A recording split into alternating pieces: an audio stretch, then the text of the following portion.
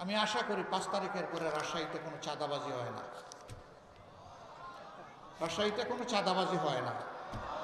এখানকার মানুষ ভদ্র, এখানকার মানুষ বিনয়ী, এখানকার মানুষ সৎ। কেউ চাঁদাবাজি এখানে করে না, ঠিক না? এখানেও চাঁদাবাজি হয়, এখানেও ফুটপাত দখল হয়, হাট বাজার, বালুমহাল, জলমহাল, বিভিন্ন যানবাহনের স্ট্যান্ড সবগুলাতে দখলদারি হয়।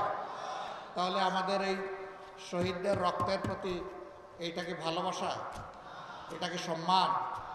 এই কাজ যারা করেন বিনয়ের সাথে তাদেরকে অনুরোধ করে এই কাজটা ছেড়ে দেন, মেহরবানি করে এই কাজটা করবেন না। আমাদের শহীদদের আত্মা কষ্ট পাবে, মানবতা অপমানিত হবে, লাঞ্ছিত হবে।